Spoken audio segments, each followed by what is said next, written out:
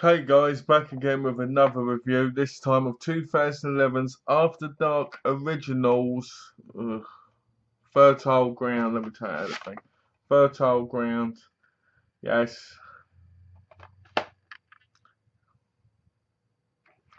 It stars, because it doesn't say on the back properly, so let's read it from what I've written down. It stars Leisha Haley, who was in The L Word, and in this she gets her breasts out. And you're like, woohoo, yeah. Anyway. She's nowhere as good looking in this as she was in that. And to be honest with you, I didn't even realise it was the same woman at first. Gail Harold, Harold, sorry. Cheldlick Ross, Joe Neil Kennedy, Stephanie Brown, Sigal Damont, Adam Gierasch, and that's it really. There's others, but none of them really matter. So this film is really weird. Because it's your normal husband leaves, husband gets crazy, husband turns into old relative, husband tries to kill, husband fails, blah blah blah blah blah. So let's go on with the story. It starts out with Emily and Nate having a party, like a dinner party. And the music in this movie, a lot of the music sounds like some Assassin's Creed. Like when you're riding that horse or whatever, or you could in the others, but anyway. When you're in it and you're going around and it has that music, what else does it sound like? It sounds like Rome, the HBO show Rome, and Da Vinci's Demons. That's what the music sounds like when it's in it. That old weird music. Anyway, so it starts out with them having a dinner party. Emily goes upstairs and basically she ends up on the floor with blood coming out of her. They lose the baby. I felt really bad for her because she was really in tears and she looked terrible and no one should lose the baby. So it's like, oh no. So they decide to move into this new house, which apparently was a Weaver family house since 1850, I think. And I'm like, wow, that house is old. So they move in, and basically weird things start happening. Like there's a sex scene with Emily and Nate, and he's giving it to her. She's like, oh yeah, woo! And then she sees William Weaver, who's got a big moustache and a beard, and he's got a hat. Because what happens is they go for the loft. You know how in most films you go in the loft. And they end up finding a trunk, or they find like secret diary, or they find some pictures, or whatever. This film is a very cliched movie. You've seen it once, you've seen it a million times. They find the trunk. The trunk then has a secret bottom. They look in the secret bottom, there's pictures of William Weaver and his wife. And his wife's naked in some of the pictures. And you're sitting there going, and these are really old pictures. Okay, so let me guess what this is going to be. It's going to be a ghost/possession kind of movie, is it? Because I can see this before, because I have seen films like The Shining. I've seen films like that millions of times. Now, don't get me wrong, this isn't The Shining by any means, but where the husband goes crazy and wants to kill everybody and stuff. You even see a girl in a white dress. So anyway.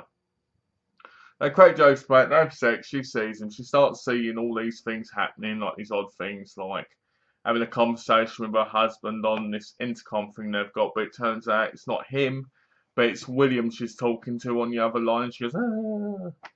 She gets more and more creeped out. Her husband constantly has to go away to work, and he's got a collie called Reza.